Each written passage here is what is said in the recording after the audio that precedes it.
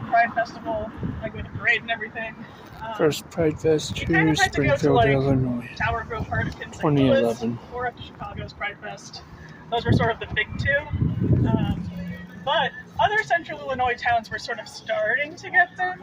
So Peoria had a little one, and Champaign just got theirs in like 2010, like fall of 2010. So, Springfield did have a Pride picnic that was in June, and actually still has it to this day. This will actually be its 42nd year. It's been going on for that long. Obviously, it has not been public for that long. It is now. When it started out, it sure wasn't. So when is that? Ooh, I would have to look it up. It is in June. I want to say it's maybe in 2 weeks. I'm going to check. But so no, it's currently run by Salo. In the past, it was kind of co-run by a bunch of different queer social groups in Springfield. The main ones at the time were Brother to Brother, which was for gay men, and then Salo, Springfield Area Lesbian Outrage, which was for women. And eventually Coral came around to sort of unite all of the disparate groups and try to get everyone pulling in the same direction. So that's where we are today. But anyway, so there wasn't a Pride Fest, and then there was. Jonna Cooley, the director of the Phoenix Center, probably all know the name Phoenix Center. She was working a booth at the Peoria Pride in 2010 and thought, well gosh, if Peoria can have one, surely Springfield can have one.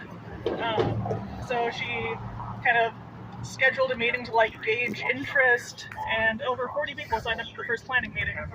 So they were like, all right, we can do it. So the date they chose for the very first Pride Fest was Sunday, May 22nd, which is Harvey Milk Day. It's Harvey Milk's birthday. That's why it's in May. Surprise! 15-year-old, do you know who Harvey Milk was? This happened at the last story. Harvey Milk? You ever heard? Anyway, he was sort of the first openly gay elected official. He was a councilman in San Francisco, and he was murdered. So he has sort of since become sort of a martyr to the LGBT community. But anyway, his birthday is somewhat of a day of sort of celebration and grief and togetherness. So they chose that as the first day. Also, maybe it was the only day they could book the streets. I don't know. A lot of time things kind of go together. But that was the day they chose as Harvey Milk Day. So today the event is on the third Saturday in May to line it up with sort of the busiest day in downtown. You got the Old Castle Art Fair, sometimes you got the library book sale, you got the first farmers market. It's a busy day. And there's live entertainment, there's family area, there's vendors, there's a parade, there's bands, there's drag shows, whatever you want. But it's particularly known for being one of the family-friendlier prides. Phoenix Center does pride itself on that, and then it draws a lot of families from central Illinois and beyond. I will say, even at the very first Pride Fest, there were protesters. People stood on the corner, probably that corner over there, holding signs that said homosexuality, wrong, unhealthy, unnatural, changeable. According to the Pride Fest co-chair at the time, Roy Pyers, they ended up being pretty nice people. It was hot, and we tried to feed and water them throughout the day.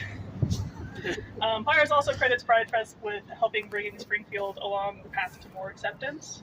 In his words, after that first year, people saw what the festival was like and realized that the town didn't burn to the ground, and lightning didn't strike all of us, and it kind of just became more acceptable. I think it helped drive LGBT acceptance in the community as a whole. For such a long time, so many people didn't share their personal life at work or in certain social circles, and because of that, people became blind to the idea that their brothers and sisters and cousins and people that they worked with were LGBT. This event instills pride in us, but it also shows the community as a whole that we are part of it. So, how many people do you think came to the first Pride Fest? I will give you a hint. They were expecting 500. 1,000? Throw some numbers at me. Yeah. 1,000? 2,000. 2,000. Yeah. Do I hear 3,000? Okay, No, well, she nailed it. it's sort of a trick question. I did find sources that said 1,200. I was the SJR the next day.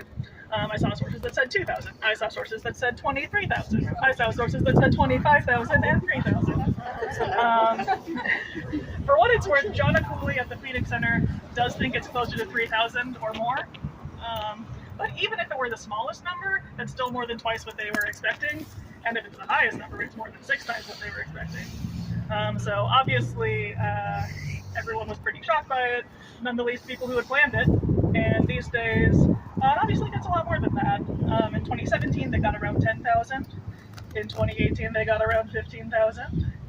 In 2023, they had around 20,000. And the last one, I think the numbers they put out put it probably between 20 and 30,000.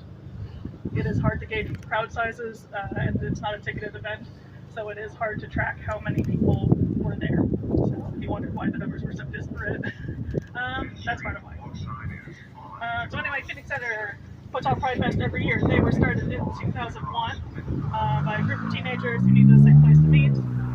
First they were just like in a garage, and then they were in the Metropolitan Christian Church basement, and then eventually they got forced, they became 501c3, and in 2005 they got their current building on Lawrence Avenue, just that way. And now they have 3 satellite locations in Springfield, and they have mobile services in up to 15 counties. So good for them. Now let us continue to the capital.